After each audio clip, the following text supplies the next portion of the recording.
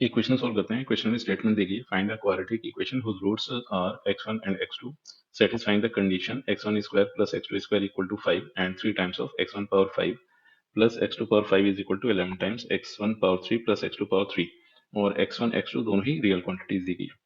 तो अगर quadratic equation के रूट्स x1 एंड x2 है तो क्वाड्रेटिक इक्वेशन को लिखा जा सकता है x स्क्वायर फिर minus sum of roots times x फिर then product of roots x1 x2 equal to 0 और इसको बोल देते हैं इक्वेशन नंबर 1। तो अब अपना ऑब्जेक्टिव ये है कि जो दो गिवन इक्वेशंस है उन दोनों इक्वेशंस को सॉल्व करके x1 plus x2 and x1 multiplication x2 की वैल्यूज उठाएं और उसको इक्वेशन नंबर 1 में पुट करें। तो पहली कंडीशन दी गई थी x1 square plus x2 square equal to 5। तो x1 square plus x2 square equal to 5 से ऐसे लिख सकते हैं। तो इस यहाँ पर a square plus b square की आइडेंटिटी का यूज किया तो ये ऐसे बन जाएगा x1 प्लस x2 का होल स्क्वायर माइनस का ट्वाइस ऑफ x1 x2 और ये 5 गिवन था, इसको बोल देते हैं इक्वेशन नंबर 2। फिर ये जो नेक्स्ट इक्वेशन दी गई इसको कुछ ऐसे लिख लेते हैं, that is x1 power 5 plus x2 power 5 divided by x1 power 3 plus x2 power 3 equal to 11 divided by 3। अब इसको थोड़ा सा एडजस्ट करके लिखते हैं। इसके लिए किया ये कि जो न्यूमरेटर है इसमें एक पर्टिकुलर क्वांटिटी को ऐड करते हैं एंड उसी को सब्ट्रैक्ट करेंगे। तो क्वांटिटी है x1 square x2 cube and x2 square x1 cube. तो इस क्वांटिटी को ऐड किया एंड इसी को सब्ट्रैक्ट करते हैं। तो x1 स्क्वायर x2 क्यूब फिर minus x1 cube and x2 square division में आ गया x1 cube plus x2 cube और राइट हैंड साइड पे गिवन था 11 डिवाइडेड बाई 3। फिर अब एक काम ये कर लेते हैं कि यहाँ से मतलब इस टर्म को, ये जो चार टर्म्स दिए गए अगर इसको सिंप्लीफाई करके लिखा जाए तो यहाँ से इसके दो फैक्टर्स मिलेंगे अपने को। पहला फैक्टर होगा x1 square plus x2 square and second factor मिल जाएगा x2 cube plus x1 cube फिर माइनस। अगर यहाँ से negative x1 square x2 square common कर लें तो ब्रैकेट में x1 प्लस x2 बचेगा और डिवाइडेड बाई ये आ गया था x1 cube plus x2 cube और राइट हैंड साइड पर 11 divided by 3 as it is.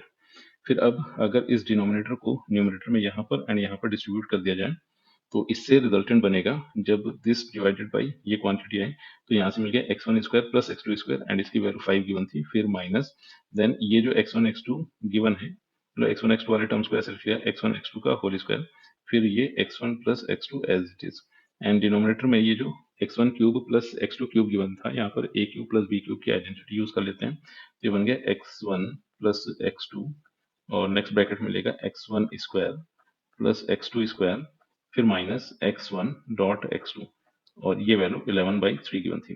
फिर एक काम ही करते हैं, यहाँ पर एक सब्स्टिट्यूशन कर लेते हैं कि x1 मल्टीप्लिकेशन x2 इसको थोड़ी देर के लिए t बोलकर चलते हैं। तो इस तरह से गिवन इक्वेशन ऐसे लिखी जा सकती है 5 माइनस फिर ये हो गया टी स्क्वायर एंड ये दोनों ही क्वांटिटीज कैंसिल हो गई। डिनोमिनेटर में मिला x1 square plus x2 square that is 5 then ये माइनस टी आ गया और is equal to 11 divided by 3। अच्छा अभी काम करते हैं, माइनस कॉमन करके इसको पॉजिटिव किया और यहाँ पर भी इसको पॉजिटिव बना लेते हैं तो ये मिल जाएगा t माइनस 5।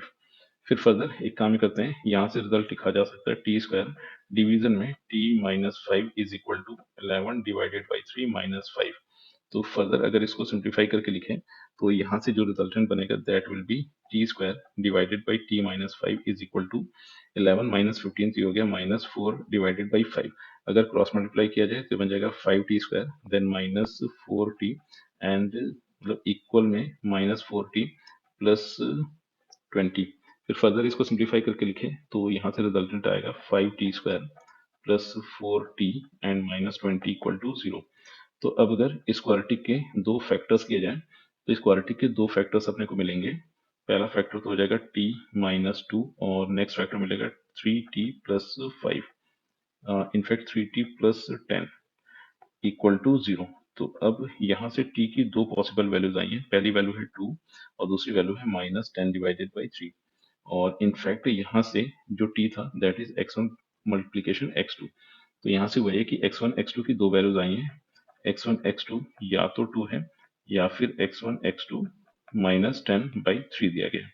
तो अब अगर x1 x2 की इन वैल्यूज का यूज इक्वेशन नंबर 2 में कर लिया जाए तो इक्वेशन नंबर 2 में x1 प्लस x2 का होल स्क्वायर गिवन था। तो जब x1 x2 को 2 लिखा गया है तो यहाँ से x1 प्लस x2 का whole square will be equal to 5 plus twice of x1 x2।